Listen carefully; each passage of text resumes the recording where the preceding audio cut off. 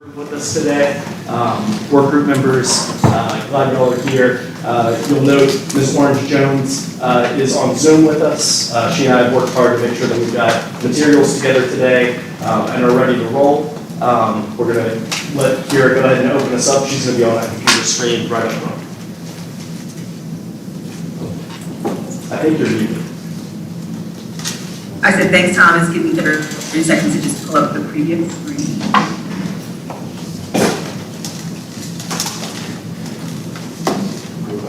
I'll say this as I'm doing that. Welcome everyone who's here, and thank you for coming. Unfortunately, I've had some travel challenges after a family trip back to the States, and so have to be remote, but very happy to be here with the rest of our work group today. First, I wanted to start with a thank you to the department and Dr. Brumley's team, Thomas Lambert in particular, for just the amount of work that's gone into getting us to this point. I think what we're going to find in today's conversation is it really is the culmination of the previous 4 work group discussions that we've had to date. And in many ways, we're starting to move from fact-finding and building our own knowledge into some concrete direction, and of course the department has taken the lead in sort of putting together simulations and a proposal focused on the various areas that we have prioritized.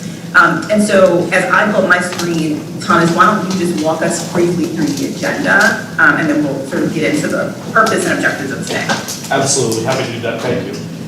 So today we're going to review some 3 through 8 simulations that are responsive to the discussion that we had at the last meeting, and based off all the knowledge that you all had, and just kind of see how that plays out in terms of distribution of letter grades, distribution of average scores, that kind of stuff. We'll kind of settle on whether we think this is the right direction for the 3 through 8 model, or do we want to see additional tweaks and simulations around 3 through 8. We're going to talk about the results of the switches that we made in the high school index around ACT to eliminate the work keys for students that are on the TOPS university pathway, what that does to scores. We're going to talk a little bit about the strength of diploma and kind of unpack some issues around strength of diploma and how there are kind of barriers to resolving the distribution or what some have coined as inflation in the high school model, because of the way that the strength of diploma and the graduation index double count graduation outcomes, causing both of them to be near the graduation rate, which is a high graduation rate. It's higher than the assessment indices for 3 through 8. So we'll talk some about that and get some values on the table around that, so we can build simulations around how do we make sure that we're measuring the right things in high school. And we'll propose an additional work group meeting for later this month to review high school in more depth to keep us on track and maybe even ahead of schedule and get into a place of good simulations that we're all comfortable with. We'll also talk about K2 accountability a little bit and frame that conversation up. Preview on that, our goal is to get 3 through 8 and high school resolved very quickly. So K2 might be a conversation that we hold till after the next meeting in good, strong detail. You ready, Ms. Orange Jones? Absolutely. So the first part of our time is really focused on just recapping where we've been, so that as a work group and of course the general public is really able, our stakeholders are able to really track what those conversations have enabled us to focus on today. And so, Thomas, if you're able to sort of walk us through how this work group has identified sort of the purpose of accountability, and then I'll take us through just remind us on where we've been in terms of sort of naming what we are hoping this accountability system is able to do in our system. So why don't you take the purpose and I'll follow you. Perfect. So we're on slide 3.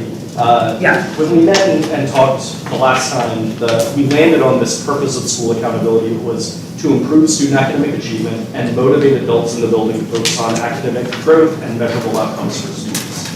And second, we want to make sure that it's a fair assessment of performance, and it needs to be fair so that we can communicate and make it easy for parents to understand, as well as educators, and make sure that it's communicating the right things, as well as allow us to prioritize resources, energy, and interventions on schools that need to improve. So those were the purposes of school accountability that we centered on. And here's going to lead us through slide 4. So what are we trying to accomplish in assessing our accountability system?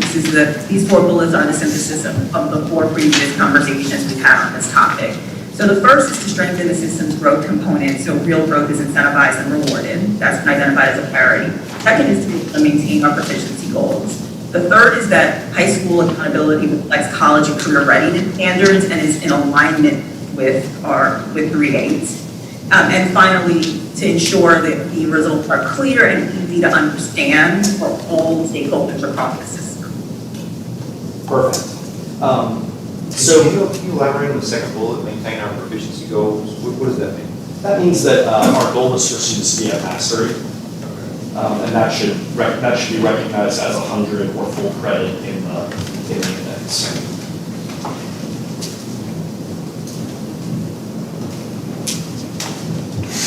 Anything else on that?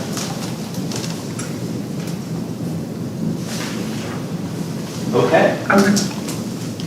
You want me to take the next one? Yeah, definitely remind us what we were trying to solve specifically with growth.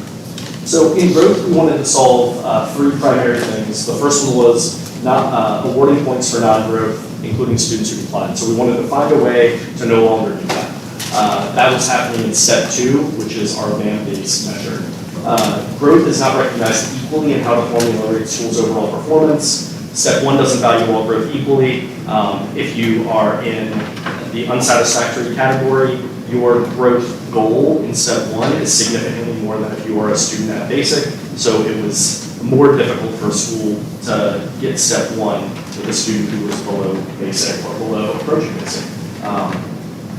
Growth, in addition, achievement is mixed into the growth index. And the place where we see that most is mastery students, regardless of how much they grew, have a floor in the growth index. So if the student declined, they still had an 85. And students who were at advanced weren't expected to grow, they were expected to maintain advanced, and if they did so, they got 150. So that was serving to bring new factors that were not growth-based factors into a model, into a measure that we were calling growth. And then the last problem we wanted to solve was no matter how much growth a student has that is below basic, that student will always be an F for that school until they reach basic.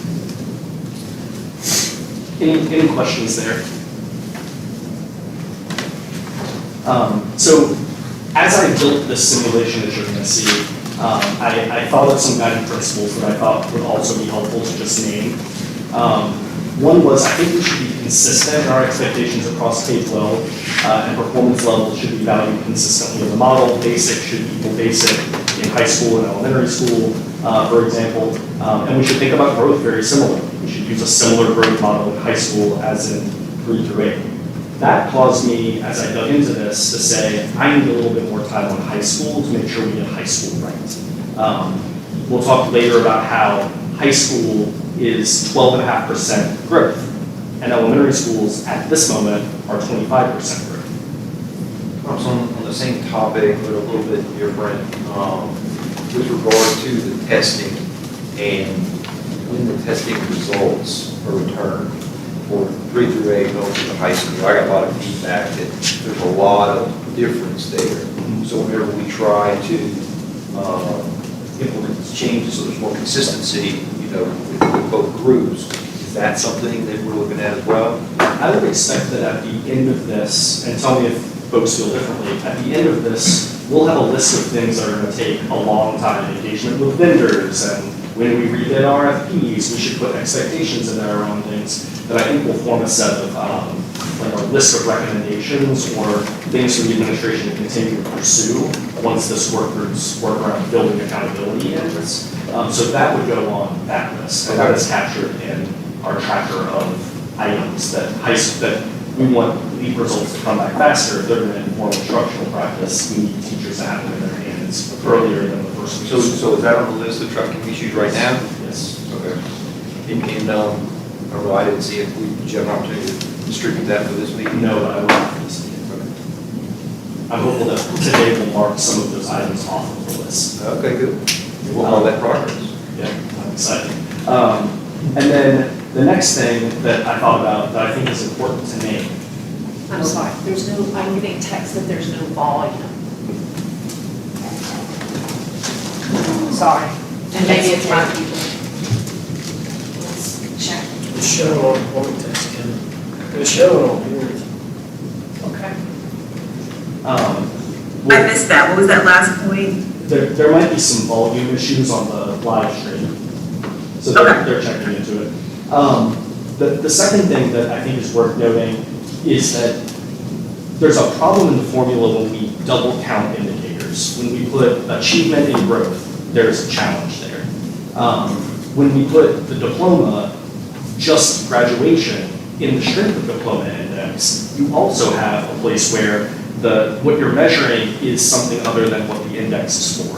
So what we want to try to minimize doing is double using indicators, because when you do that, you're really increasing the weight of that indicator. So if you want to do that, increase the weight of the indicator, don't put it in two indicators separately. So this is not going to be a value that I think we can completely live by, because there are things that do link to each other and we use them, but it's one that we should keep a close eye on and make sure that if we're doing it, we do it intentionally. Any questions there? Okay. Guiding principles continue. In the interest of getting us to more clarity, we have adjusted the simulation to be on a 100-point scale with 25 incentive points. The current formula is on a 100-point scale with 50 points on top. So what you'll see here is 100 remains our expectation, and if you exceed that expectation, we'll award up to 25 points on top of that. So currently in our formula, if you get to master, you get 100. If you get a student to advance, you get 50 additional points. In this simulation, if you get a student to master, you'll get 100, but if you get them to advance, you'll get 25. And in the graduation index, when we simulate that, that'll be out of 125 instead of 150. And that'll help us to get the formula, get the distribution of scores closer to a 100-point scale. And likely many more of them inside of a 100-point scale as opposed to being at 120, 122, 123. We're awarding a lot of points above our expectation, which has its challenges. So this simulation is going to bring us to a 100-point scale with up to 25 incentive points on top instead of 50 incentive points. So how do you plan to deal with single for fast roll? Yep. So that'll be part of the follow-up high school conversation. But essentially, one of the things that we have to figure out is, since we're double weighting graduation outcomes, there are places where you could decrease the number of points that are awarded for earning a diploma in the strength index. And that makes up enough points at the top end, because it goes from being 100. You could bring it down to 75. You could bring it down to 65. And that creates the room for you to be able to say, our expectation is no longer just a diploma in the strength index. It is now a diploma plus something, which is where the additional, that previous proposal would find itself. When you condense everything, is there still going to be recognized incremental value for incremental accomplishment? Absolutely. Absolutely. And if you, depending on how we do this, which today's conversation I think will inform, right now, there's limited incentive to pursue additional credentials because you get an A for earning a diploma, right? So if earning a diploma is an A, what is the incentive to go beyond that? An A plus, but it is something that we get into and will be key to bringing high school scores more in alignment with free grade. Thomas, one thing that came up in the earlier discussions across the work group, and I just want to test with you whether or not this principle is played out in moving from 150 to 100, is also about clarity, system transparency, and enabling all of the key actors in the system to better understand how the formula is calculated. Would you see that as also a principle that we're trying to advance in moving from 150 to 100 from your view? I think so. I think that it's a march toward that. Part of the issue with certain indicators weighting so much, for every 2 students that you get to advance right now, it replaces 1 kid who's not at master. So you have in the formula these places where there's so many incentive points that you're basically masking students who are not at that level. So I think that this is a march toward that, and we should keep a close eye on whether or not that continues to happen, and whether it starts to balance out the scores a little bit. I see Dr. Davis. Well, I'm just trying to reconcile what you just said with the argument that once a kid gets to 100, there's no incentive for high schools to do more. Because there is an incentive for them to do more if you're already concerned about the fact that 2 advanced students make up for 1 child who is not making mastery, right? So there is incentive there if you're a school to move kids forward, like on the high school argument, right? Because it does give you more points that might help you absorb the loss of a child that doesn't make it to mastery, right? Yeah, I think that what you would see in the data is that the 50-point incentive has not caused more students to be advanced. Our advance rates are actually really flat, and post-COVID, from the year before COVID to the year after COVID, or the year after the year without testing, the percentage of students that advanced didn't change. It was flat. So the question is, was that 50 points incentivizing the behavior? I'm not sure if it was. I think that it was more a bonus to schools that had more students who were advanced than it was an incentive to move more kids to advance. Would be my hypothesis. And they still have 25% advance. So as we built this, we also started looking at some cut points for scores to just say, what would an A be, what would a B be? And this is just so we could simulate out with the results, what would the letter grade distribution look like? This is subject to change. And ultimately, once the board approves something, we'll likely have to have some policy or review of this once we get good data post-COVID of what, like 1 full year of less interrupted schooling to determine, does the scale still make sense or should we do additional adjustment? But for now, this is what works and this simulation is based off of. So what you're going to see in a second is a new way of measuring growth, a new weight for growth, and for the purposes of these simulations, we left the assessment index, interest and opportunities, and dropout credit accumulation alone, with the exception of taking the top level to 125 and 70. Hey, before you move on the previous slide, slide 8, you spoke to the grade level breakdown. Do you intend to go into that in more detail, or you're just telling us this is the basis for the simulations you ran? Basis for the simulations we ran. So there's no plan today to go into this in more detail, how the different grade level scales were determined? You're going to see, it will make sense when you see the distribution of grades, how I knocked up here. Okay. It will make good, clear sense. It just may not promise. Donnie, what are the questions you wanted are addressed about this slide? Well, when I look at it, there's a 15-point range for a B, a 9-point range for a C, and a 10-point range for a D. I get the A breakdown.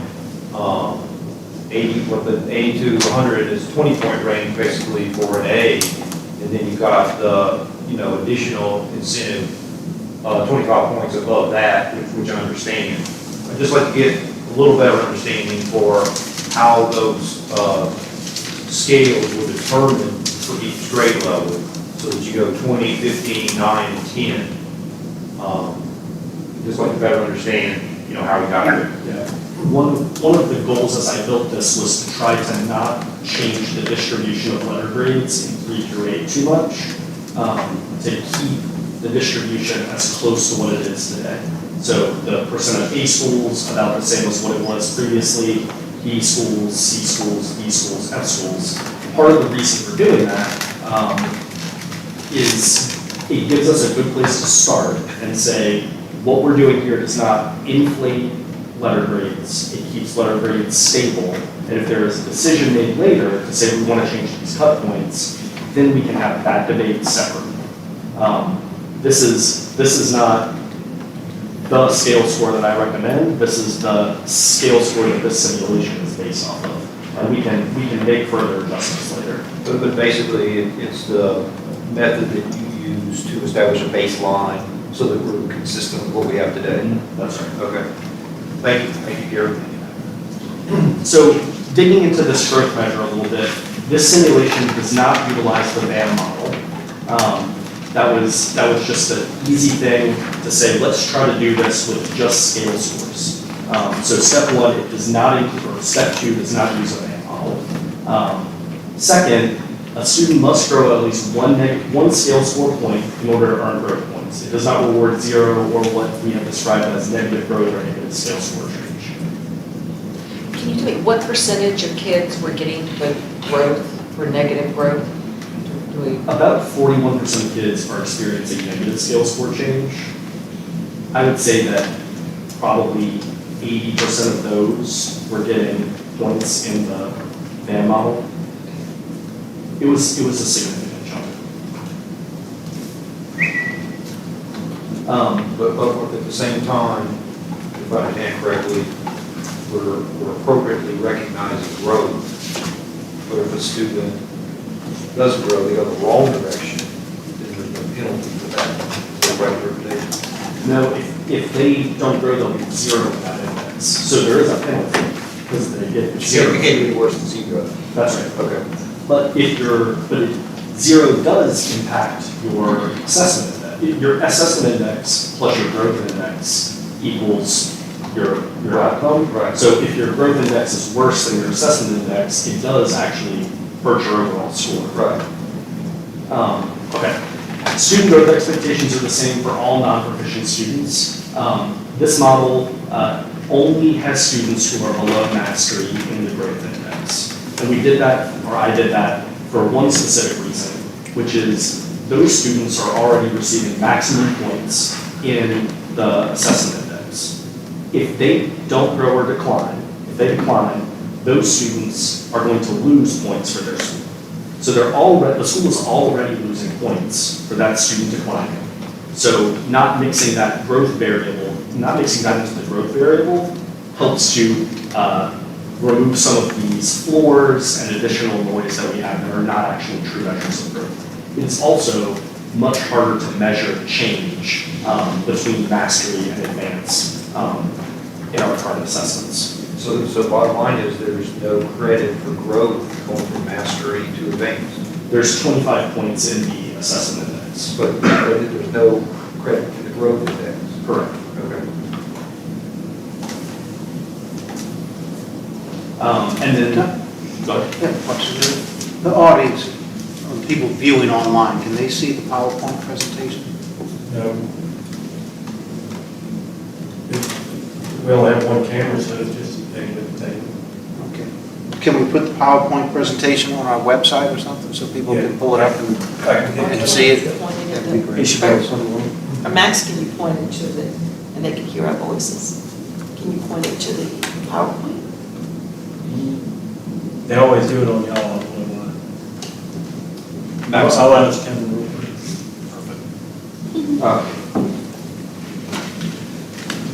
Additionally, thank you. Additionally, this is just the way that we arrive. These are the points that are awarded in this index for ELA based on. Wait, I'm sorry, I'm still on slide 11. Yep. The second bullet, schools will receive 100 plus points for these students or will lose points in the assessment index if they decline. So the 100 plus points is, In the assessment index. okay. Okay. So the first bullet is relative to growth, the second one is relative to the assessment index. That's right. Okay. Okay, got it. All right. I'm with you now. Going to slide 12, essentially we put a table together that shows the number of scale score points required to get each amount of points in this model. So in ELA, if you grow a student 10 scale score points, you get 100 in the growth index. If you exceed that, you get 110 or 105, then 110, 115, 120, 125. If you go lower than the expected number of points, you get less points. So the goal is to reward movement forward. If you grow 1 or 2 points, you don't get full credit, you get some credit. And if you grow 6 to 10 scale score points, you get 100. So we're trying to recognize incremental progress, incremental growth. and also not reward negative scale score change. And you see that about 41% of students in the index would receive a 0 for not seeing a positive scale score change. How did you establish that scale score change is 6 gets to 100 points? Yeah, essentially what I did was I looked at the average scale score change by school. So I took all the schools in the state, looked at average scale score change in ELA and then in math separately. And then I attempted to break it down into quintiles. When I did that, you don't quite wind up in a perfect situation, but you do wind up in a place where you can set a good, reasonable expectation for what a school can do as far as moving students under the current, in current data, what we're seeing, and then set some additional expectations. Same question for the scale range of 14.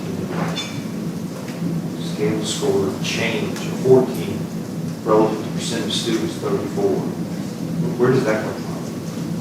34% of students would earn 125 points because they got 14 points of growth or more, 14 to 100 scale score points of change. So we're saying that today, based on most recent data, 34% of students actually achieved 14 steps of change?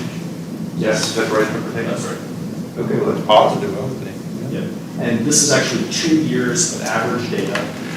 One thing that we thought was important is that we don't have the growth measure bouncing around all the time.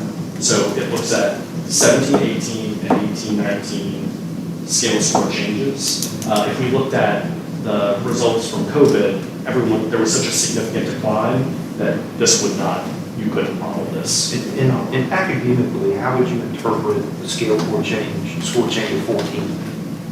What did that student do? It depends on where you are on it depends on what achievement level you're Can you give me an example? in most of our achievement levels, you have moved from the bottom half of that standard to the top half of that standard. So you improved one whole standard. You ballpark. Yeah, if you were in the middle, you probably improved to the next level, and if you were at the bottom, you probably moved to the top half of that. So you're making good, solid movement. But bottom line, for purposes of this discussion, if we said that a student achieved the scale score change of 14, they're approximately improved one level. They probably moved a level, but they really moved a half a level. If they were at the top half, like, it depends on where our levels are about 25 each. The exception to that is the unsacked category, which is 50. Right. So So I guess the scales aren't the same for every level, just trying to ballpark it, Yeah. to get a sense of how much progress we're actually. So a kid that's like in the middle of basic has moved to mastery. A kid that's at the top of approaching basic has moved into the top half of basic. So you're seeing them move. If they're in unsacked and they're all the way at the bottom, they're still moving 14 scale score points, but that range is twice as big. So this is seeking to recognize growth evenly, whether you're in the unsacked category or you're in the approaching basic or basic category. It's recognizing that even though you have a longer journey, the school that moved you 14 points should be recognized evenly. The current step one would say that if you're at the bottom of the unsatisfactory category, you hit a 650, and you're in third grade, you have to grow 20 scale score points every year in order to get your step one target, which would be exemplary beyond exemplary. Does your 34% of students who went up 14 scale score points include, you were looking at the averages, were you including masters and advanced students in those numbers? No. Okay. Because you're not giving a school that grows a kid 14 points that's already at mastery and they move up 14, that they're not going to get anything for growth. Correct. Because they're getting 25 in the assessment index. I think people are not going to like that, but I think that's probably a discussion we'll need to have. Yeah, I think that one of the challenges that you face there is that it is very hard to measure at the top end of our assessment scale, and the mastery and advanced cut point moves actually depending on the grade, so it becomes even harder to do. And I think that's why folks have settled previously on providing not quite a hold harmless, but a floor on mastery students, where they got a floor of 85 points in the growth model and just granting it 150 for advance. But we'll punish them if they move down in the assessment part, correct? Right, like so. They're getting rewarded in the assessment index, and they're getting a consequence in the assessment index. And then the next year, they're going to be rewarded in the growth index if they grow the kid back to mastery. So you're essentially saying this student didn't need to grow, you need to maintain the student. We're going to recognize that in the achievement index. For the students who, once that student does decline, then you do need to grow that student in that proficiency. Does that make sense? Or at least I understand what you're saying, yes. I'm not looking for agreement, I'm looking for understanding. So then we did a similar exercise with math. We are moving, you all see the data every year, like our math scores are not moving as a state.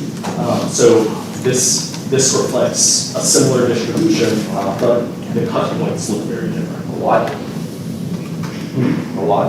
A lot different. Yeah. So So if you go back to the previous slide, slide 12, and you compare the 25 points from 100 to 125, and you compare that to the scale change from 6 to 14, you're more than doubling the scale range, but it's only a 25% increase in points. I look forward to taking this with you. You are a resident math tech or resident engineer. Yeah, it's one of those things where this is a simulation for us to like dig into and look at. Yeah. This is not the proposal, but I do think that we need to like engage with this because there are other ways to solve this. Yeah. You could make it the same scale and then you could curve the grades differently. I just want to make sure I understand it before you get into your simulation, that's all. Yeah. So bottom line, you're putting a lot of weight on the ELA above 100 points. And here you're saying the scale is not as broad. I get it, I just want to make sure I understand before we get started. And one thing that we're recognizing is that as a state, schools that are moving kids 4 scale score points, right? In math, that's more significant, Right. than somebody that's moving a kid 4 scale score points in ELA. So I didn't appreciate that before, that's pretty astounding. So one of the problems that we wanted to solve was around how we weigh growth and how much growth matters. Or at least that was one of the things that kicked this conversation off. And the more I thought about it, the more I thought, the more students you serve who are in need of improvement or support, the more weight should matter for your school. The less students you serve that need to grow, the less weight should count for your school. Say that again? The more students you serve who need to grow, the more weight should count for your school. Well, all of them need to grow. Well, students who are below mastery, below proficiency. Okay. The more students who are below proficiency, the students who are in the growth model, right? The more of those students there are, the more growth should factor into your score, because those are the students for whom you are not earning points in the assessment index, and they are the students for whom you need to grow. We've removed the students who are already at proficiency, who still need to grow, they're going to be incentivized in the assessment index. And now we are saying, what proportion of your student population needs additional support to grow? So we need to give you a 0 in the assessment index because they have not reached proficiency, or reached basic in this model. And get your credit for growth. In growth, you need to get the credit for growth. The more of those students you have, the more growth should factor in, and the less students you have, the less that should factor in. Right. So bottom line, 2/3 of your population is there right now, you want to move that whole population. Yep. Right. Yep. So I also believe firmly that like assessment should factor into everybody's formula, and it should factor in a lot.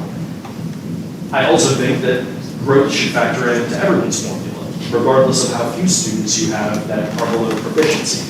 So where I landed was a minimum of 25% would be growth for every school, which is what it currently is, and a maximum of 45% would be growth, based off of what percent of your students are below mastery.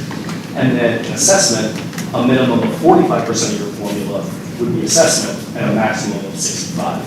So essentially guaranteeing that a quarter of your score is based off growth and guaranteeing that 45% of your score is achievement. Two things that are very important to us: growing kids should always be valued, and students reaching proficiency should always be valued. I'm going to show in a second how this plays out. Any questions on this conceptually? Give me a second. Yep.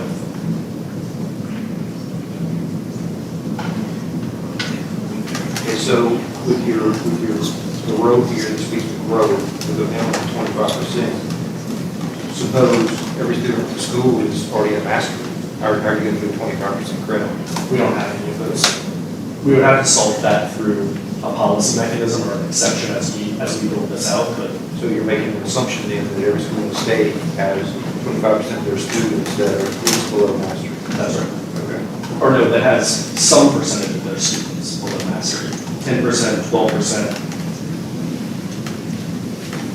Okay, and so regardless of what that is, the weight is going to be 25%. And that is the case in which we find ourselves today.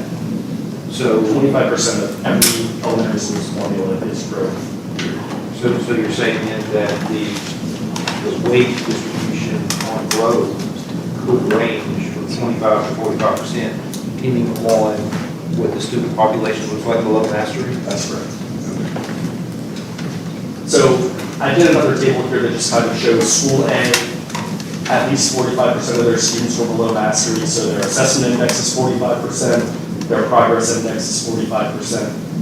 School B, their 25% or fewer of their students are below mastery, 65% of their assessment index, of their scores assessment index, 25% is progress. And then a school that 40% of their students are below mastery, 40% of their score is progress, 50% of their score is assessment index. So at all times, assessment is at least the rate of growth.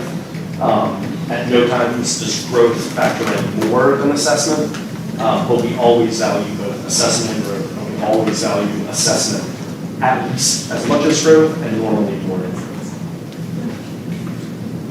This chart on 16 does a good job, I think, of showing this graphically.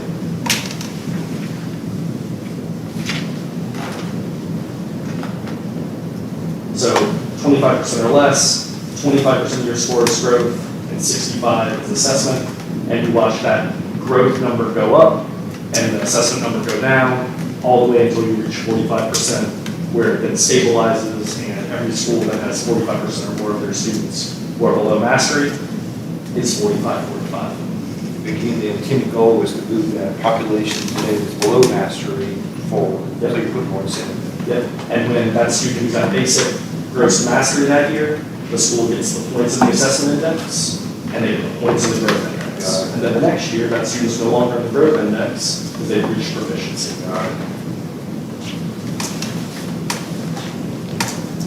Does this resonate? I like it. So, problem that we were trying to solve, we decided was a thing that we wanted to fix is, under the current model, a student is always an F in the calculation on their SPS until they reach basic. What this model seeks to do, what we wind up with is, we saw this last time, the school's going to get a 39.5 for that student. Even if they grow that kid maximally until they grow them to basic, they're going to get a 39.5 F. In this model, if a school is at 45% of its students below mastery, and they grow that student to 125, they grow them 14 scale score points in ELA, they're going to get 125 for growth at 45%. They're going to get 0 in assessment because they did not reach proficiency or basic, and that is going to wind up being a 62.5 C.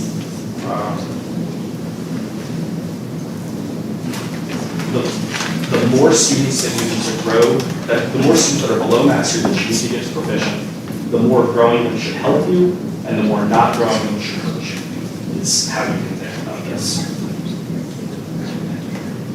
It's a double-edged sword. I like it personally.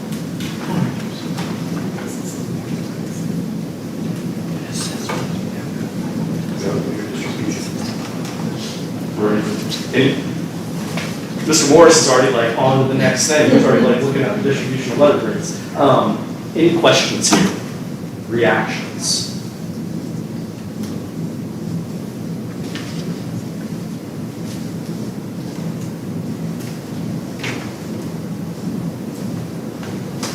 And Superintendent Brumley is with us. He has been on a whirlwind tour of schools and system leader calls, and glad he's here.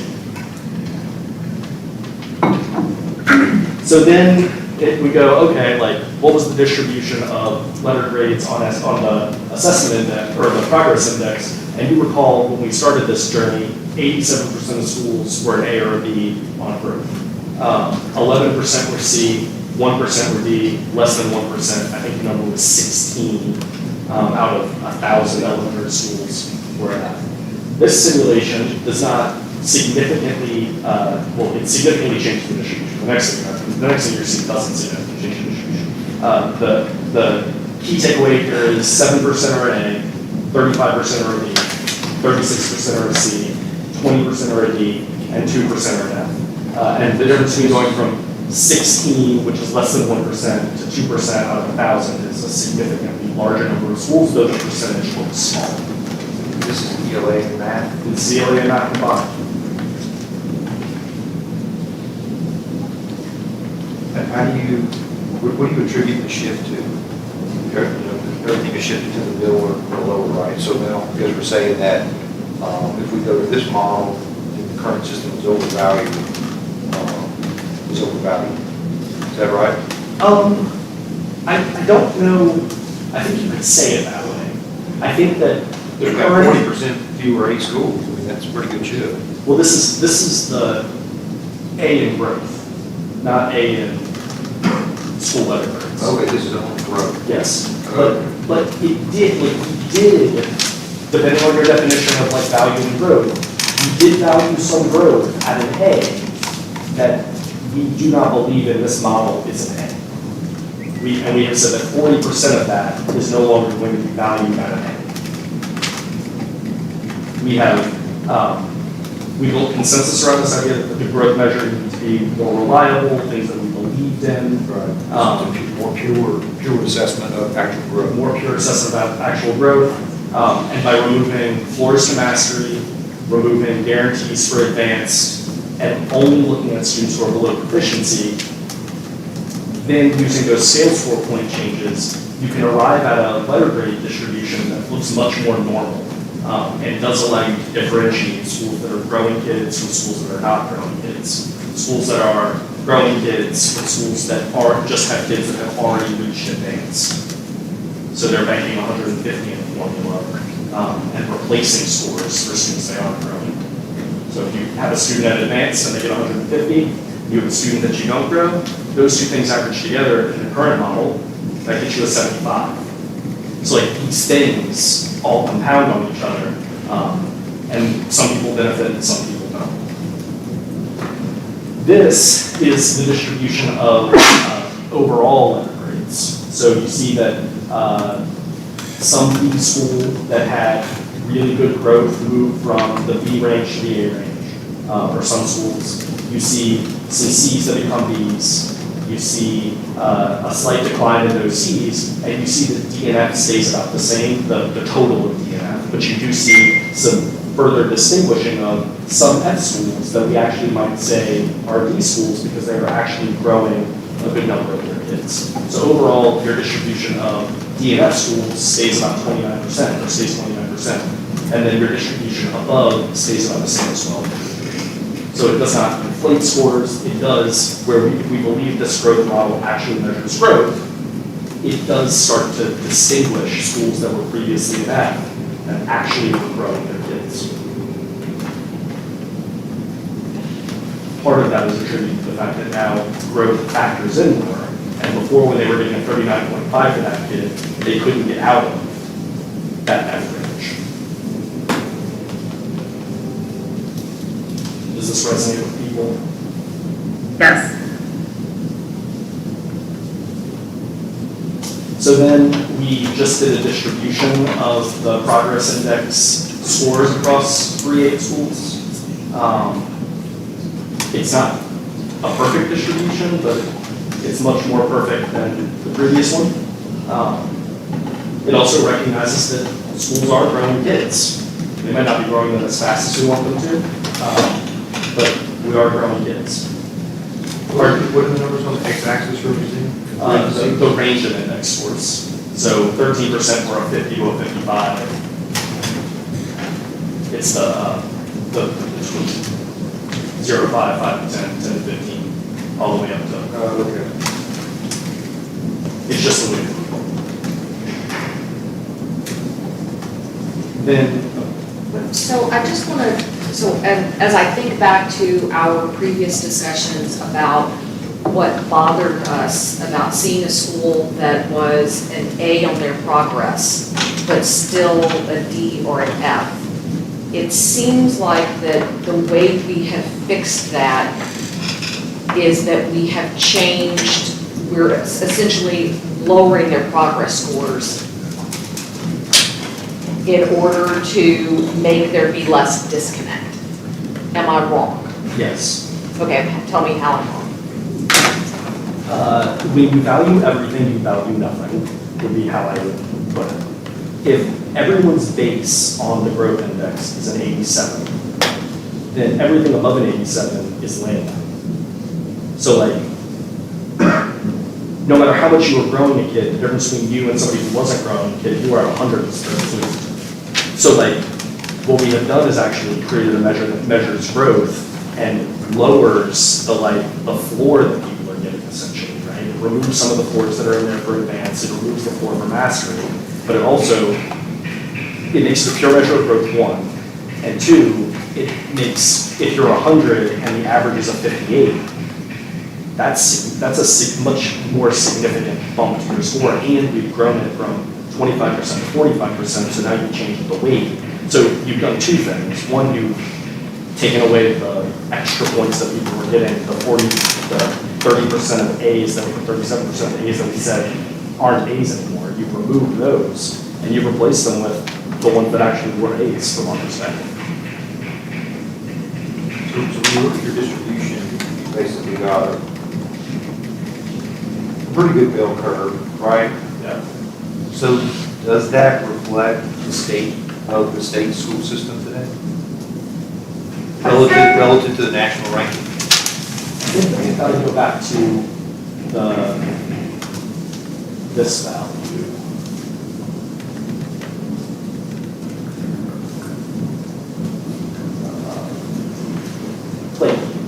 I think that we think that accountability does two things. It needs to drive and improve student achievement, so it needs to be something that's accomplishable, right? So that's step one. You also need to make sure that it's fair and can communicate to parents and educators and they can understand it. It needs to communicate the right things. So if you've got this, we've got to measure absolute achievement. We have to know whether kids are proficient, and then with growth, we have to measure, are they moving toward proficiency?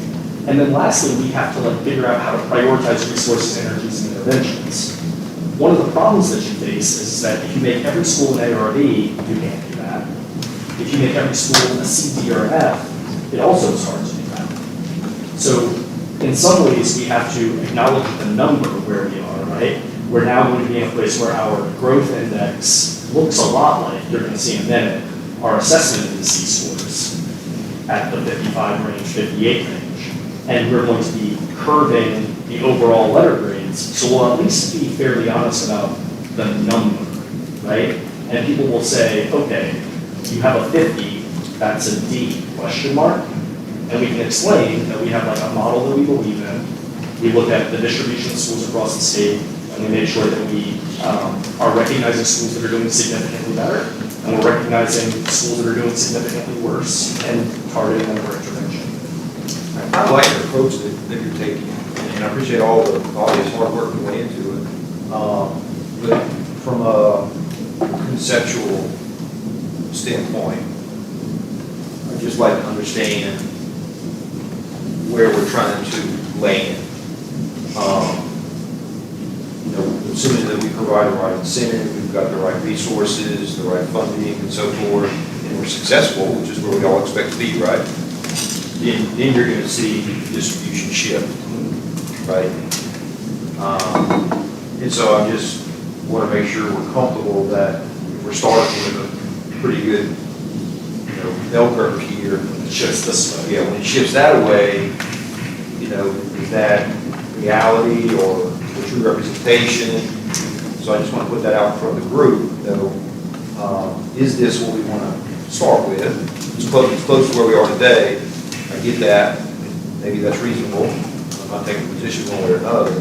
But I think it's real important that we give some thought into what that base case looks like with regard to the distribution and with the progress we expect to make, you know, what that distribution is going to look like then.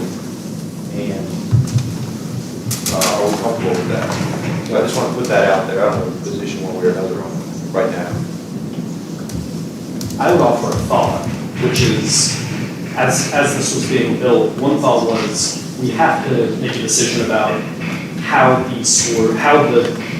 cut points are going to move over time. You can do it a couple ways. You can set a goal and say that at this year, this is the cutoff for A, this is the cutoff for B, this is the cutoff for C. And that's one way to do it. You can also say that once we reach X point, this happens. Right.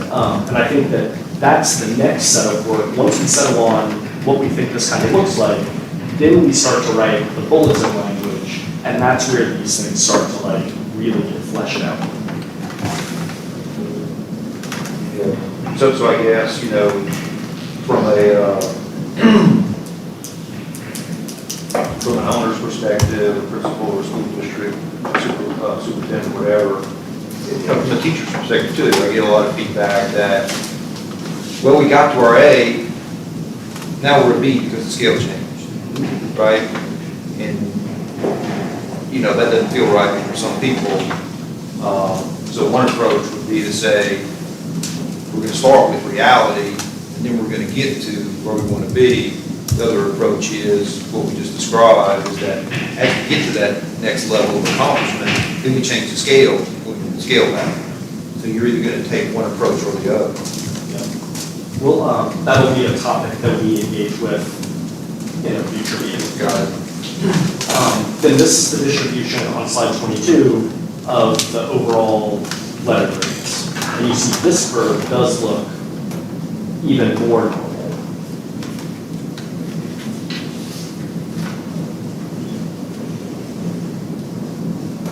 Okay. Any questions or thoughts here?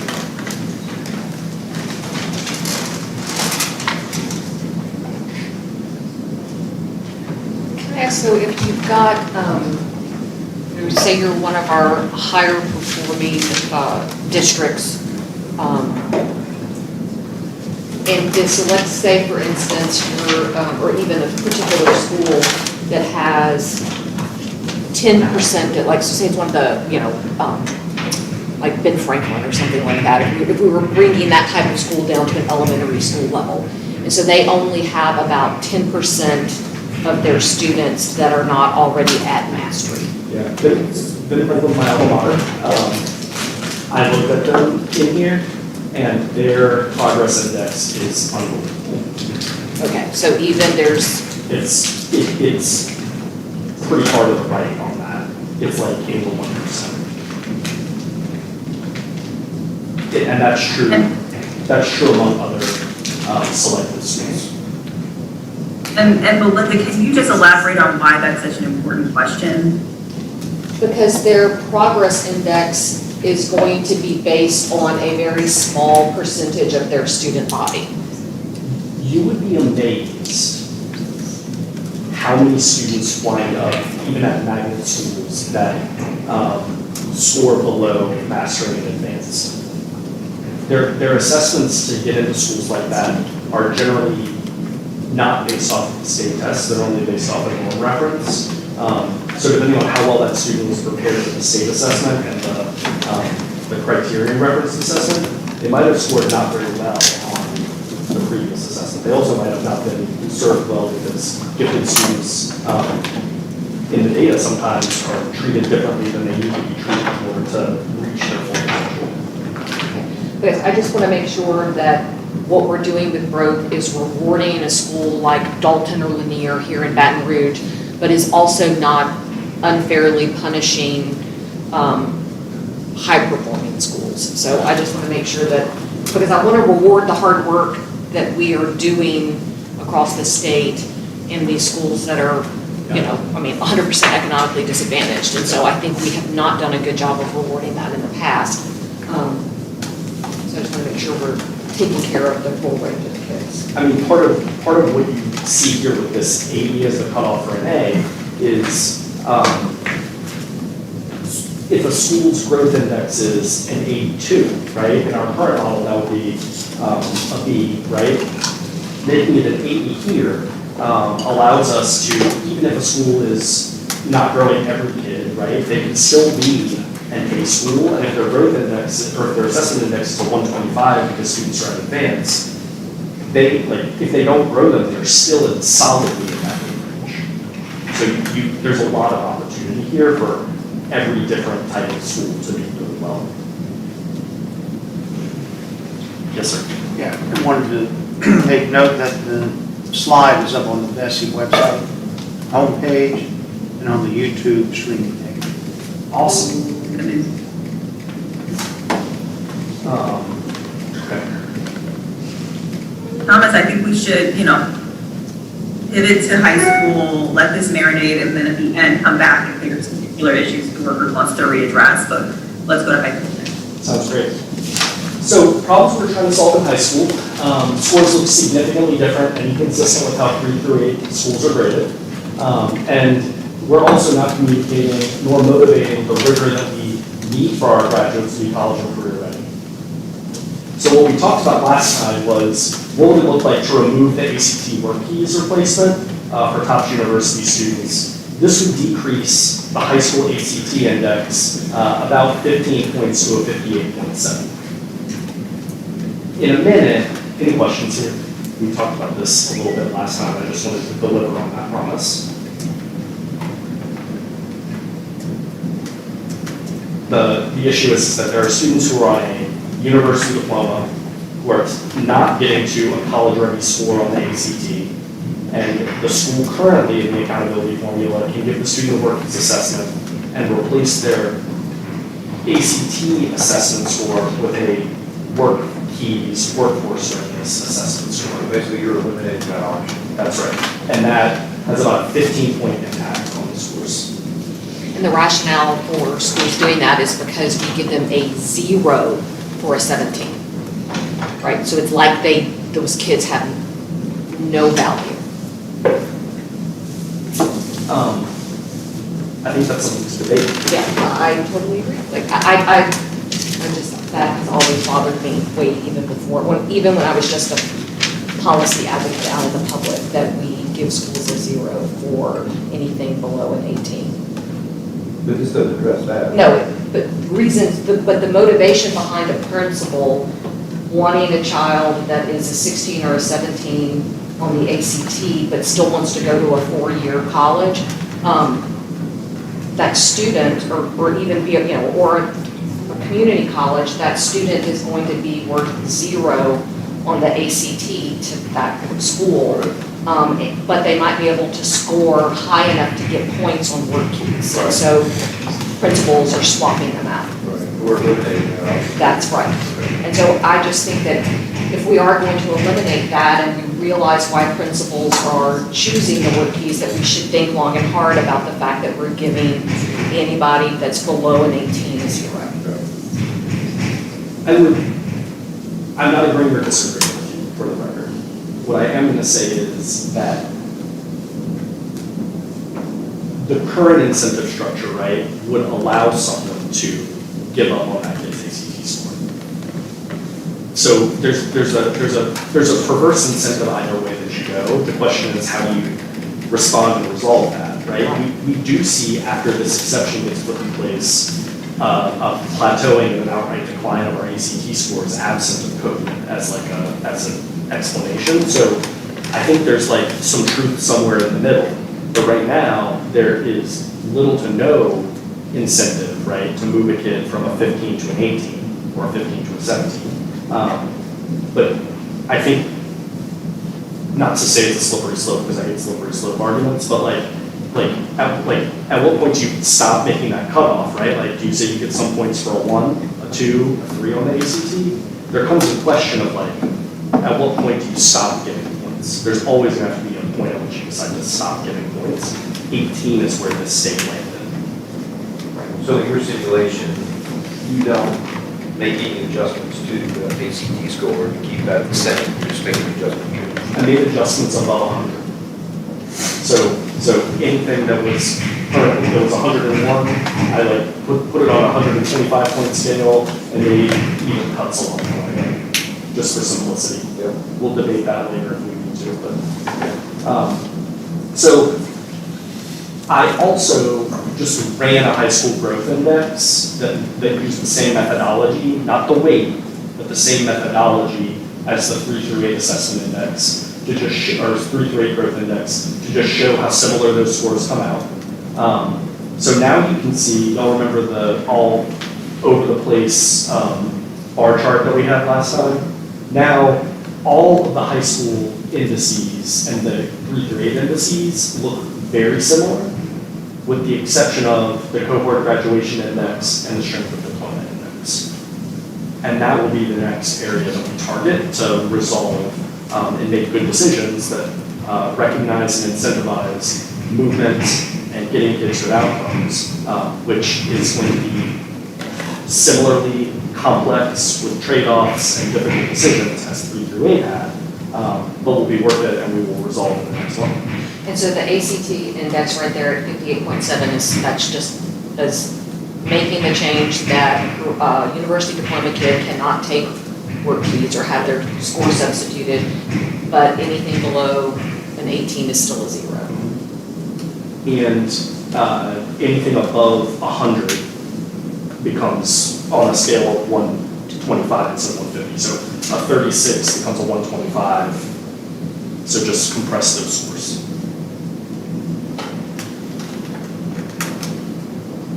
So by removing this, go ahead.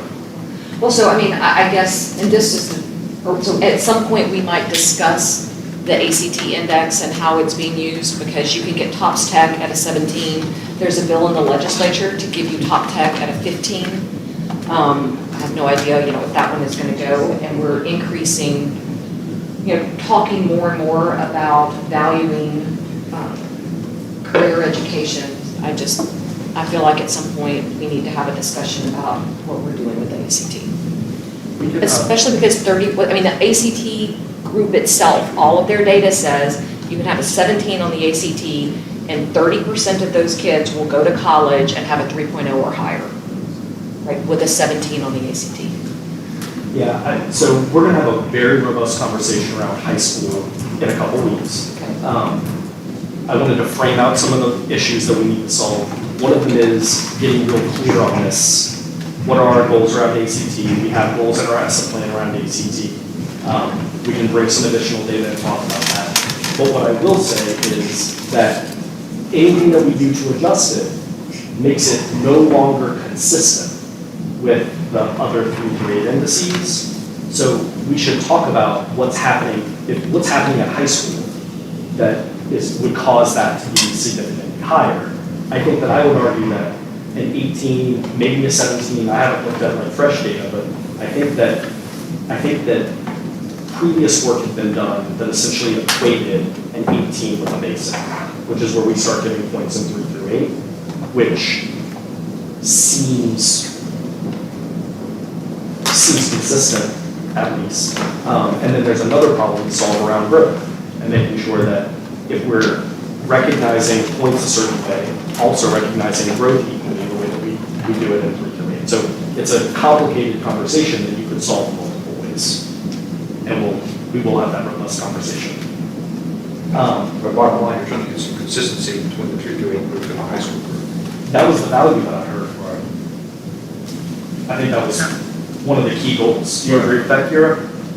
Yeah, I do. But I did want to follow up. I know we're going to, the next conversation we have will go even deeper into high school. But the question, are there specific simulations that you have in mind already that would help us and or have that conversation around 17, 18, et cetera? Like, are there things that you want to see from a data perspective that would help inform that conversation?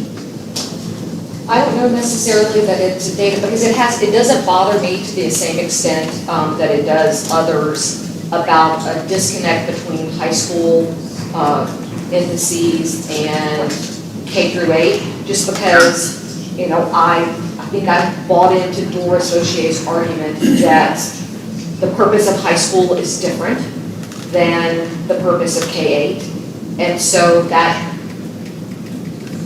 that disconnect doesn't bother me, so simulations are not going to help. I mean, right, I mean, I've got a nephew who, I mean, he just made a 14 on the ACT, and his high school is not responsible for the fact that he grew up in a home with alcoholic parents, right?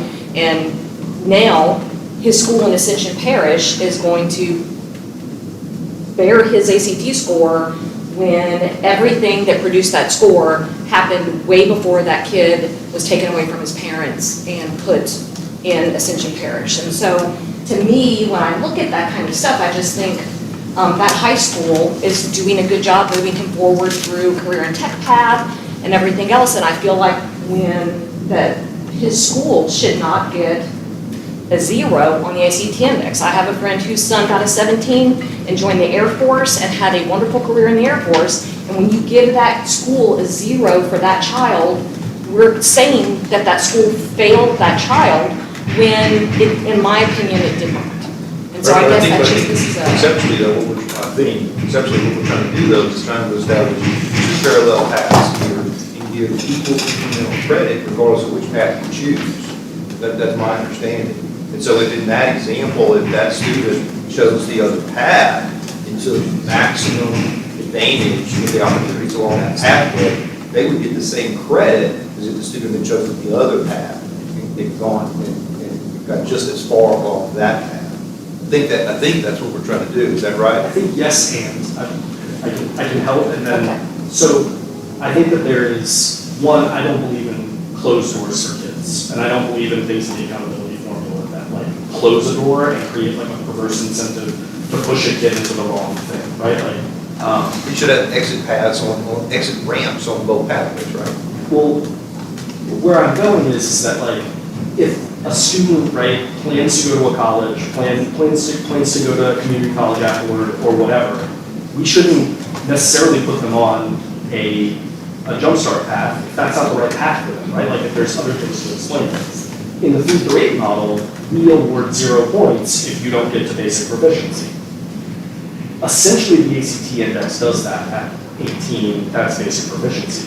What the 3 through 8 model does better, that the high school model does not do currently, is weight growth appropriate and measure growth appropriately for the ACT and graduation outcomes. So it's like this parallel track, right? Like if the kid's on the career pathway, give them the workings assessment, they're going to get those career skills, etc. If they don't want to be on the career pathway, how do we make sure that we have a good growth measure that accounts for the fact that they got a 0 on the ACT index, but also encourages them to work with that kid, which is what we've done in 3 through 8, right? But you only assess growth in high school in freshman and sophomore year, right? Which requires us to come up with an additional growth model for high school, which is exactly where this conversation is going.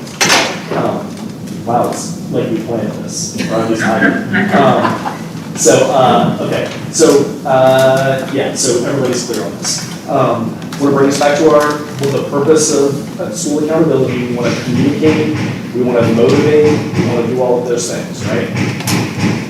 Measuring growth in high schools. In the 3 through 8 formula, we vary the weighted growth in this simulation 25 to 45% based on how students enter the school year. If they're below proficiency, they need to grow that kid. The more kids they have in that boat, the more growth counts.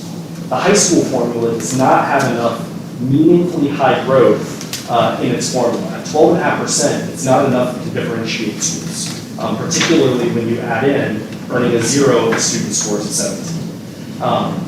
We know that there are students entering high school, exiting 8th grade, who are scoring unsatisfactory or approaching basic in ELA or math. And if you don't have basic numeracy and literacy skills when you enter high school, right, it is going to be very hard for you to take an AP class and score a 3 or better. the school could work very hard, do a lot of things, focus in on getting that kid college and career ready. And that student still might not get that 3 on the AP exam, because that is a much harder goal than a student who arrives at maximum advance. So we need to find a way to distinguish schools that are giving students who are ready and make sure that they have a rigorous expectation for that student. And also students who arrive not ready and make sure that they have a rigorous expectation for that student. So it comes to this question of, if some high schools are doing a better job of growing these students than others, should our high school formula differentiate and reward schools doing exceptional work? I assume based off the conversation we just had, the answer is yes. The question is how. So to the point around what simulations would be helpful, Kira let us right into this. We put together a list of things that I think would be very helpful. We need to better understand, what does the data say about how these graduates, or how these students who are performing well below grade level perform on EOC, ACT, and graduation at the ACs. From there, we need to see, how are those students distributed across schools? Are they concentrated? Are they not concentrated? And then if we can ascertain which high schools are doing a much better job than others, I think we can come up with a growth measure that allows us to do 2 things: have a rigorous aligned student deployment index, a rigorous aligned ACT index that's aligned with our EOCs and growth, and add a growth measure that says, if a student comes in behind, these are the things that we expect the school to do. And I hope that y'all will buy into having that conversation in a couple of weeks. So that's basically an if statement. So it's conditional, and if you're there, then you're going to propose some alternative.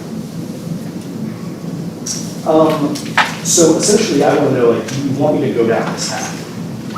Right now, growth is 12.5%. So I guess what, let me ask the question a different way. Or are you saying maybe we should increase the rate of growth? Or are you saying that we should look at an alternative approach to growth? Yes, and I think that we should, I think the 3 through 8 model plays out, using the 3 through 8 model in high school actually plays out very similarly.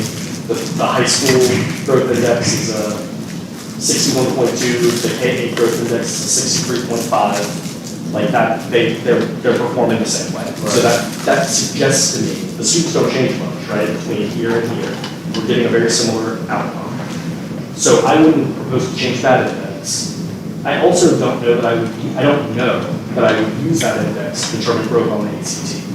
I don't know that I would use that to determine growth on graduation outcomes, because that's 9th and 10th grade, and then graduation outcomes are really being differentiated in 11th and 12th grade. So we need to come up with a way to recognize if there are differences between student groups that are scoring below proficiency. If there are differences, then we can come up with a way to determine which schools are doing a better job of growing those kids, set that expectation, and then reward when they meet it, and don't reward if they don't in some kind of growth measure. I don't understand why that's different from 3 through 8. Because one's an assessment, and the other is an outcome. So like, if you enter below basic, and the school, or you enter you graduate, you finish 8th grade, and you're not able to do basic math, not able to do basic ELA, you get to a school and they get you to approaching basic or basic. That school has banked nothing in the assessment index if they're approaching basic. That school might have gotten points in the growth measure, it's 12.5%. That student then goes and takes an assessment to determine whether they can get an advanced credential. Those advanced credentials require a base level of numeracy and literacy in order to achieve them, right? And to really engage with that coursework, right? And to take an AP exam, right? Get a 3 or better. Yep.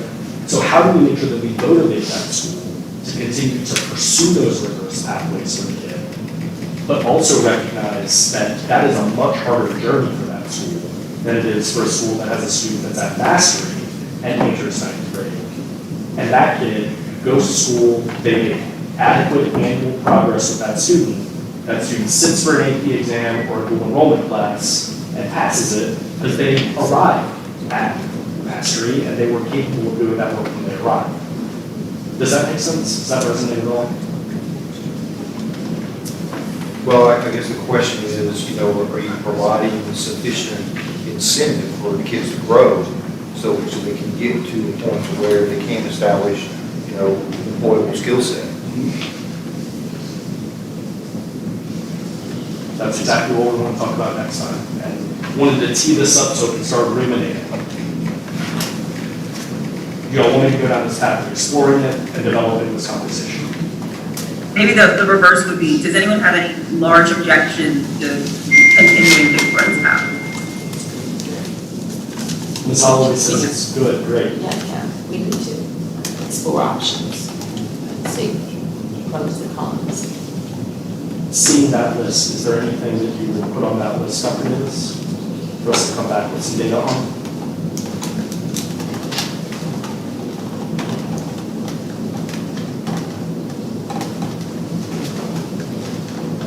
When you talk about ascertaining which high schools are doing a much better job, you mean high schools that are taking students who are that when they arrive are below basic, and by the time they leave, that high school has been able to move them? Is that what you're trying to take a look at? I mean, I would even be curious, right? I mean, I guess in just thinking about nationally what's going on with the ACT, I mean, the average ACT score for an African American is, what, an 18 right now? And so I'd be curious to look at how high schools that are engaging with, and this isn't really about race, it's about the intersection of race and poverty, right, in Louisiana, right? Looking at, for our high schools that are predominantly educating minority students who are living below the poverty line, right? How is our accountability treating those high schools today? And then the changes that we're looking at, how would it affect those high schools, right? For me, I mean, any high school, because this is similar to what you're trying to argue we ought to be focusing on in K-8, right? Which is the high school or the elementary schools that are getting those kids that are really, really below grade level rewarding their movement. And so I don't want what we're doing with high schools to neglect that as well, so. I think I just looked it up, Belinda, as of 2018, which is the latest data that was published, it was for African American students, 16.9. That's a data point we can pull, the intersection of race and socioeconomics. Additionally, just wanted to preview this so people can start thinking about this in the back of their head. We're going to have to make some decisions around when does the change to cohort expectations change. I put this table together to just kind of paint a picture of when we release SDS, what year did the kids graduate in that are in that SDS? And if we're talking about changing incentives, we need to make sure that we understand that in some cases, the decisions will have already been made, that they will not be able to respond to those incentives. So we need to make sure that it's the right thing to be measuring, which is the base of this. We have to make sure it's the right thing to be measuring and determine if we should have a phase-in policy around cohort particularly, which has been a practice in the past around many cohort changes. But wanted to give this table to folks as a preview so that folks can start thinking about this. It does happen. The 3 through 8, the phase-in, right, the incentives here aren't changing. You have to grow kids, you have to get into proficiency. That does not require a phase-in. That requires we start, we're just changing the way that we're calculating points. The graduation pathways, there are incentive changes, there are incentive structure changes, and particularly if we radically change the way that we measure graduation outcomes, it will take time for schools to implement those. So we should look at that decision carefully. And I'll tee that conversation up for next time. Anything else on high school that y'all want to talk through?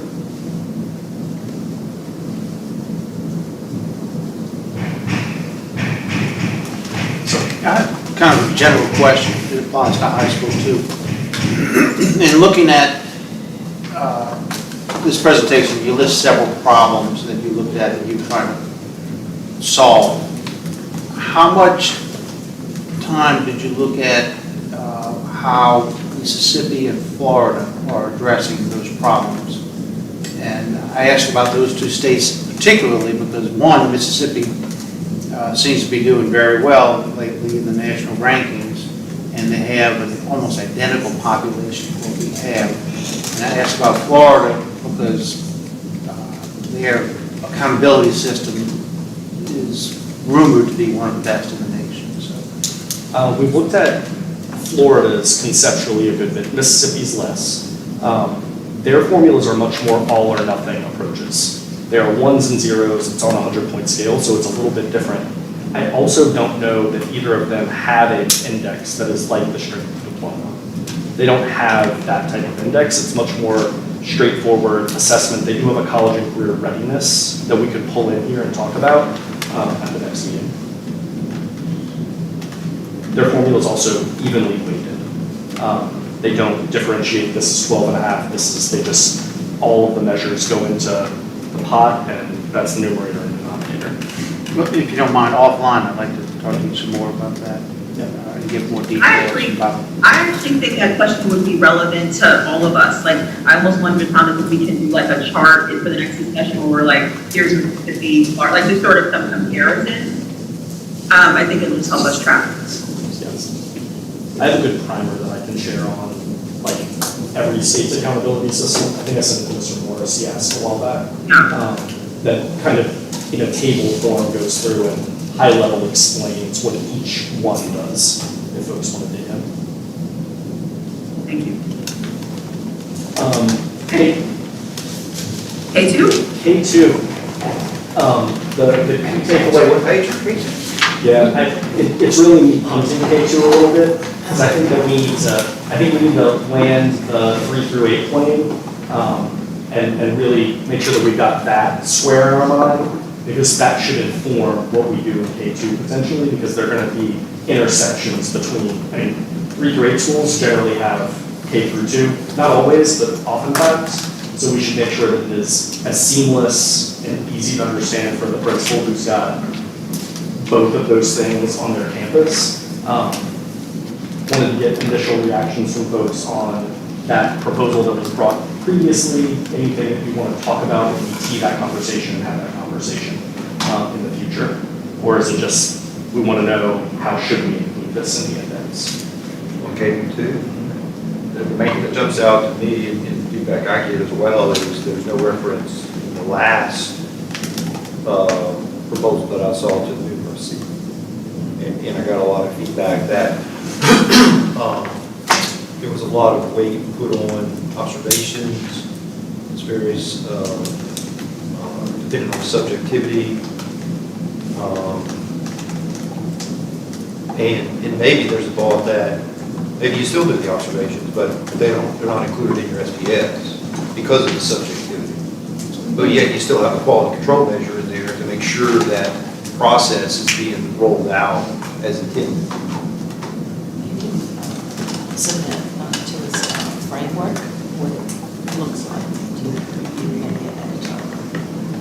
Or through policy require a teacher evaluation system that's aligned with best practices in K-12, right?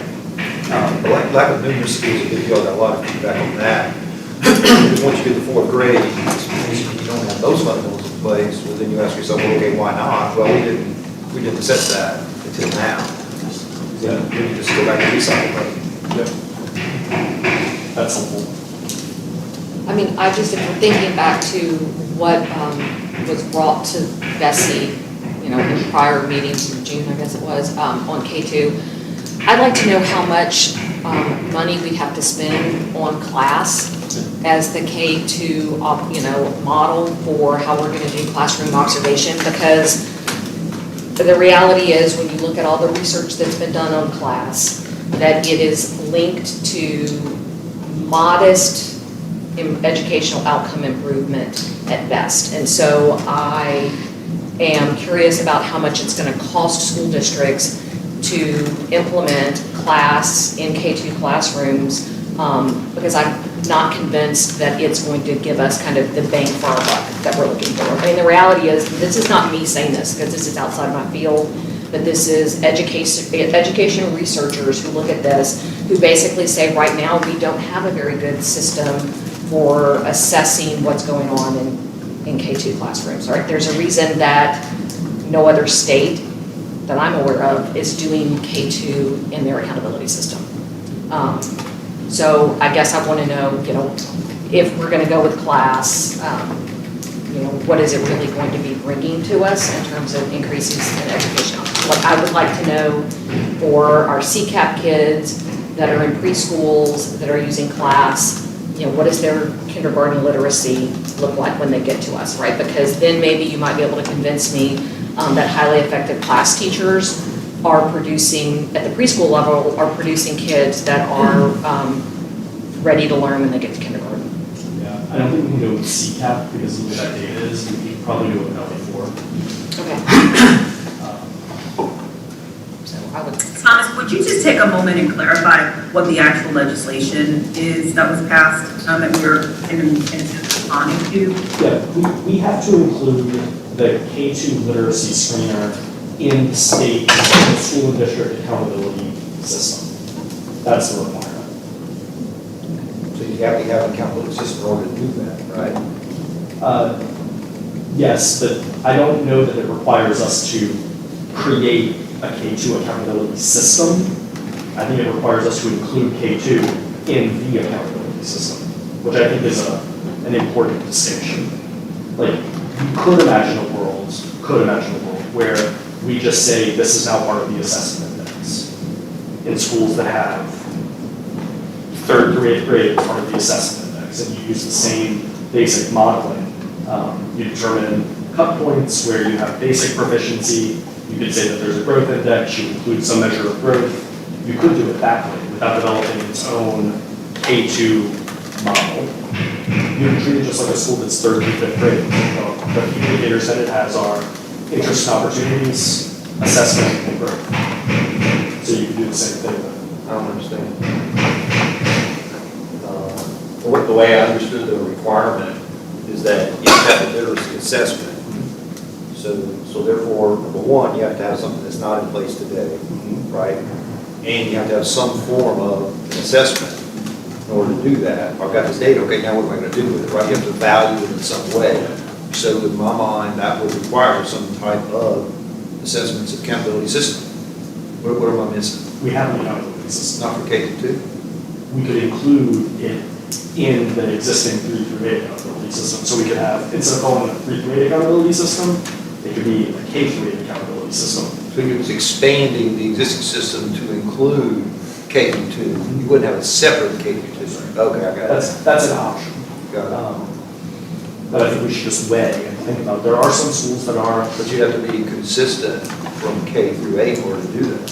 You're saying you would take a consistent approach from K through 8. It could be. But that wouldn't even be possible because you're saying I have to have a literacy assessment in K through 2, and that's not something that exists in 3 through 8 today. Well, but in 3 through 8 you have 3 through 8 and even in high school you have different assessments in different grades, right? Like in high school you have ELA and math in some years, and you have science and social studies in other years in high school. The literacy assessment, you could treat the way that we treat an ELA assessment. You could determine cut points and say, this is basic, this is how many points you get. You could fit it in there. You could also, because there are other like complications of how this will actually play out in federal accountability, because that assessment, I don't think we'd be able to use for the totality of that school's score. I think you would still have to do pairing with another school like that has a 3rd grade, which we do with K2 schools currently, because they accept title funds. So like, this is going to be a little bit complicated and have to fit together in order to get approved by the federal government. It sounds complicated. I'm glad you're here on the journey with me. Yeah. I did have one other comment along with that is feedback I got along the lines of the observations was the last proposal I saw, not only was class, was NIET. And feedback I got was, why would we have two separate accountability systems for the same thing? You know, they come back with different answers. Seems like you open up a whole other can of worms, lack of consistency. If you're going to do it, why not go with one approach? You use it everywhere. So I'd like to understand if we really are going to go with two justifications for doing that. Seems like it's just going to add more uncertainty, more questions to credibility, again, become more subjective and so forth. Yeah, we can, So if we go that route, I'd just like to understand the justification. So bring that info Yeah. back to us. we can bring it back. There was a lot of conversation about this, and also there's a comparability study that is underway to determine whether or not the results are comparable to each other. They measure very, very similar things, and a lot of schools and districts have adopted an IET, which is believed to be a strong rubric to measure teachers and a strong teaching practice. See, feedback I got, I'm not familiar with either one of them, okay, but feedback that I got was that they are actually two different approaches. And so since there's a lack of consistency there. Again, I don't know anything about either one of them, but that's feedback that I got, so I just want to share that. Right. And you can have two different approaches that both have meaningfully good outcomes, right? Like, just because one thing is slightly different than the other, both can be rooted in best practices and rooted in an evidence base. Yeah, you're a pretty sharp guy. Dr. Davis is a pretty sharp lady. You guys can look at that door and see two different things, right? That's true.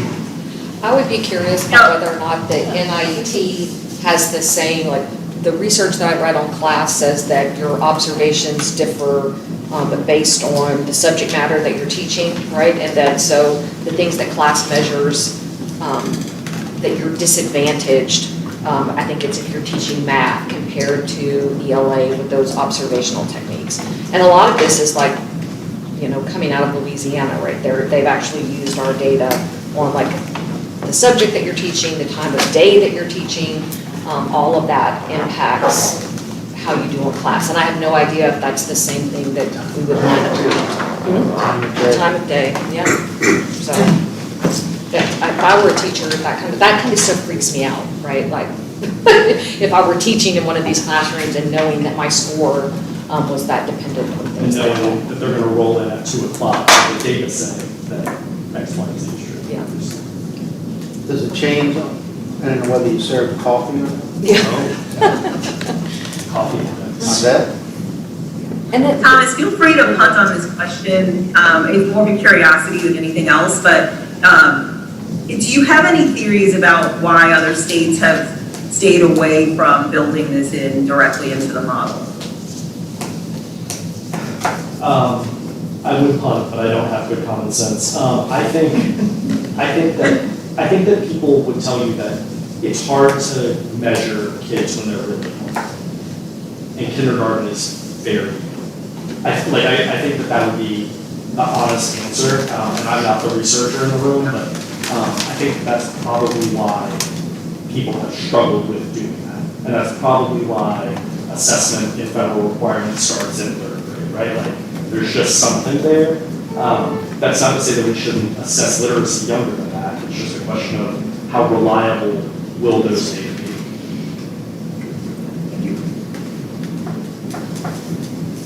But I'll come back with a better answer. Okay, you want to close this out?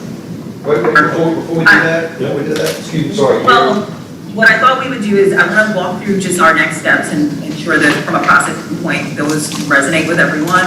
And then we'll have a few minutes to come back to any outstanding topics that are still unresolved, either from the growth conversation in high school or the K2 accountability. So next steps that we, to get to adoption, right, which is our goal, our task as a work group, starts with one more meeting, at least one more meeting, possibly 2, but we think maybe possibly 1, the 3rd week of April, to basically come back to high school accountability. And likely some loose ends around K2 as well that week. Then basically So, and after that, another round of simulations will have to happen, and the list is below on what those things, what that will entail. By May, the department begins to draft policy language, and then as is aligned with the motion that we are charged with seeing through by June, the administration will provide a presentation to Betsy with recommendations alongside this work, and Betsy will consider that for bulletin in June. And then in August, the LDOE will begin the process of amending the ESSA plan. So this is sort of a roadmap of how we get from here to adoption. Does anyone have any sort of process questions about what's being proposed here? Any amendments, things you thought you would see here that isn't accounted for? Yeah, here I have a question. And there's a number of folks in the room here, that are stakeholders in this process. And, I was wondering if we could speak in a little bit more detail to what that engagement process would look like with regard to the fourth bullet here. Thomas and I talked about this. Logistically, what does that look like? Yeah, Thomas and I addressed this. Thomas, can you speak to engagement so far? And frankly, what open questions we still have around engagement that we have to resolve in April? Sure. I've met with different stakeholder groups already at this point. I met with some superintendents. It's not quite on the books yet, but we're going to meet again real soon to talk about it. Met with Mr. Falk a little bit this morning. I met with representatives from LAPCS. Had a good conversation with them as well. So superintendents representing districts, charter leaders representing charter organizations. And we're going to meet with both of those groups again. We'll also engage with the Accountability Commission at their May meeting. From there, we will engage with parents and community members once we've gotten a little bit more firm in what we think we're going to propose around that proposal, but also how should we think about communications, rollout, results in the future, how does the school finder work, what information is available to you, like what would be helpful to know about schools as you make choices. And those are the things that are left to do once we get a little bit more firm of a proposal in May. So this meeting, the week of April 18th, how does that align on the timeline of these engagement opportunities? Are these engagement opportunities prior to that meeting, or will they be determined to that meeting, or will they be following that meeting, or what are your thoughts? Some of them will continue to be before, right? Like, I've already met with some folks. Some of them will be between now and the next meeting. And then once we get through the next meeting and we feel reasonably confident in where the direction that the administration is likely to go and bringing a recommendation to Bessie, we'll share simulation data with school districts so that they can start to review what they will look like under this formula. And at that point, I think we can have a really rich discussion with school leaders and district leadership and charter leaders, as opposed to kind of in this nebulous moment of what are we going to do, where anxieties are high. We can get this closer to a place of understanding exactly what it is. I think that today brought some clarity to folks, and they understand general direction. And then once they get actual simulations, after we talk about high school in 2022, we can have more rich conversations on that. Does that sound Bonnie, to your question, I'm curious, would it be helpful to have something even more formalized? Does this work want like a list of who has been engaged already, and is that the level of specificity that would be most comfortable, most helpful to us and the public? Yeah, I think that, both of that, thank you for that, Kira. I think that, and, the tracking mechanism that we have in place today, to identify topics that we have discussed, and where we are with resolution of each one of those topics, so that we feel comfortable that we've done our due diligence and that we've engaged every stakeholder and given every stakeholder appropriate opportunity to engage, as well as enough time to engage. Obviously it takes a while to soak, some of this material up and then discuss with your individual team, and then come back and provide that feedback. So I think both of those are real important. Let's make sure we're really comfortable with the stakeholders that have been engaged, and then let's make sure we're really comfortable that we've done a good job documenting our due diligence, so we've got a good record of that for future reference as well. Absolutely. Thank you for the permission. We can absolutely do that. So anything else related to the steps forward and the process that's being outlined here? Or are we in agreement as a work group that these sound like the right next steps? Great, seeing nods. All right, well then, I think one thing before we close is just, is there anything outstanding to the earlier discussions we had that have to be resolved before the close of this meeting? Anything else left that hasn't been addressed that we feel we need to address between now and the meeting on the week of April 18th? I have two here. The first one is in the middle school conversation, the 3 through 8 conversation. I don't recall any discussion specific to DCAI. I've had some conversations recently with the district attorney's office about the truancy concern. We've raised that at Bessie a number of times now, and the department has developed a KPI, but it currently sits at 40.2% truancy. And so in my discussion with the district attorney's office, one of the things that I left with was that they've done a preliminary study. In 2019, 90 to 95% of the homicide victims or assailants in EDR did not pass 9th grade. 90 to 95% did not pass 9th grade. And so, if I look at this DCAI component, as I understand it, then basically that's one approach that we have in place today to get some sense of that transition from 8th grade to high school. And so I just want to throw that out there to see if maybe we need to put more focus on that and see what the group's thoughts were. Can somebody, and to that point on the truancy, so I know that attendance used to be part of the accountability system back in the day. Do we know why it was taken out? Like, what was the rationale for that? I was still in school when they took it out, I think. But I would imagine that it was this idea that you're double counting the same indicator. You're like saying, we know that when students aren't in school, they're not learning. And then you're dinging schools that have high truancy rates there, and then you're dinging them again in terms of achievement outcomes would be my initial hypothesis. The other thing is that attendance is kind of self-reported. You can imagine a lot of gaming that goes on there. You have to do a lot of monitoring in order to make sure that it was right. So you might see the truancy rate go down in the data as a result of. It really was faulting the school, whereas the parents that weren't getting the children in school either. I think that we should have a conversation around DCAI that just kind of digs into, we can pull some more data on DCAI, and maybe increase the rigor of the DCAI index a little bit. I appreciate that. We can have that conversation at the next meeting. Good, thanks. What else? Anything else that you I want to had have? another, I said I had two. The other one I had was, and maybe this is an offline discussion, but I don't really understand. I'm going to say that the work that was presented today is, I think, is excellent, first of all, but it applies to a large population of students. It's not really clear to me how the accountability system works for students that have an IEP. Is that a long conversation, or can you? It's a short conversation. Okay. Explain to me how that works. Yeah, most students with IEPs are on the normal assessment program, they're on the standardized thing that everybody else is on.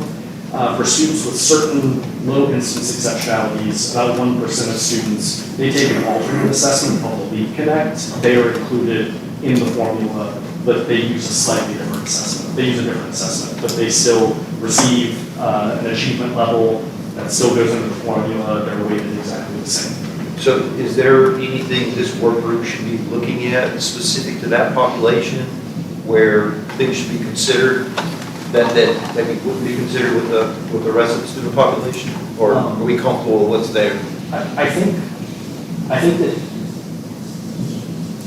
it's important that we maintain the same expectation for students with disabilities as not with disabilities, expectations for schools for students with disabilities and students that don't have disabilities. And I think that it is resolved if the student is unable to reach mastery, if they're growing the student, that student will get the growth points. It's the same scenario, but I think that we would get ourselves into some difficulty if we adjusted expectations based off of student exceptionality.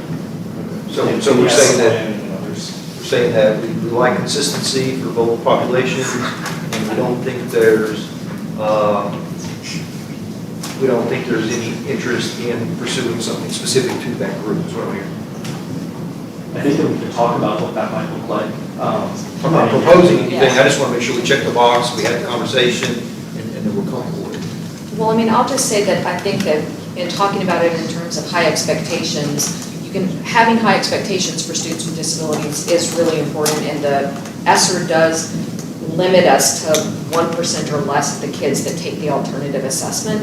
But when it comes to the accountability structure, I mean, we, as VESI members, we have approved alternative accountability structures for schools like Key Academy, for instance, in recognition of the fact that they are educating students who have reading difficulties. But at the same time, we have some of our traditional public schools that might have, 10 or 15% of their student body who are also kids that are on IEPs, and we make no allowances for them. And so, I mean, to me, that there's a fundamental fairness issue when it comes to schools who are engaged with educating students that have exceptionalities, that we're treating some schools differently than others. And to be fair, right, I think that what we did with Key Academy, and I can't remember the other school, is the right thing, right, to do, but I think that when we make those allowances for those two schools, and then we do nothing for our charter schools or our traditional public schools, I don't like that. I would distinguish the two things from each other. What you're describing with Key Academy and Max is a rubric that is separate and apart from the letter grade system, right? They're still receiving the letter grade that everybody else is receiving.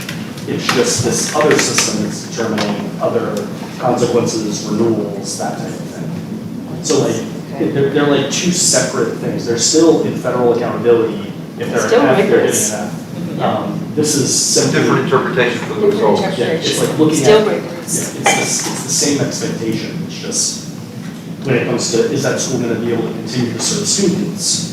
There's a framework by which that decision can be made that is separate from the AQF accountability system. But we're not doing that for charter schools that might also have high percentages of kids with exceptionalities.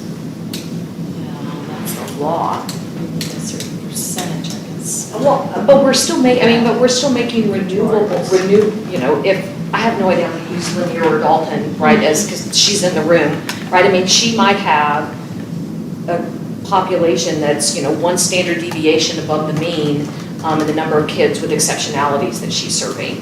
And we are not taking that into account when we make decisions about her renewal and her growth. And we're also not making decisions like that and taking those into account when we have a traditional public school and we decide to take it over, that they have higher numbers of kids with exceptionalities. I think the 3 through 8 growth model and system that was presented today resolves that because it weights the growth more heavily if the students are behind in terms of proficiency, such that if it is true that they have students who are below proficiency and they are growing them, regardless of exceptionality, they are growing those kids, the school can get good, not F credit, and that will distinguish them in the accountability system. They can get C credit for that student instead of an F. So the current system, assuming that they're growing, which if they're not growing, I don't think that we should give points for not growing. There shouldn't be like a floor that changes our expectation for certain students. It would be my perspective. But we can continue this conversation. Okay, so we've had a chance to hear from Ronnie and also Belinda. Jim and Sandy, before we wrap, anything else you'd like to come back to and address from today? This was great. No, nothing else? Thank you. Okay, fantastic. So with that, just if I might close us out, then I want to just take a minute on behalf of all of us to thank all of the listening public who've been listening on streaming in and listening. Thank you to all of the stakeholders and public who are here in the room with us in this conversation. A special thanks to just the Bessie staff who helped us logistically set all of this up, Shan and her incredible team, and obviously Dr. Brumley, and all the incredible work we've done for today's meeting, and her team has been incredibly helpful. So much ahead still, but we are certainly tracking forward and making real progress. So thank you, and thanks to all of our work group members.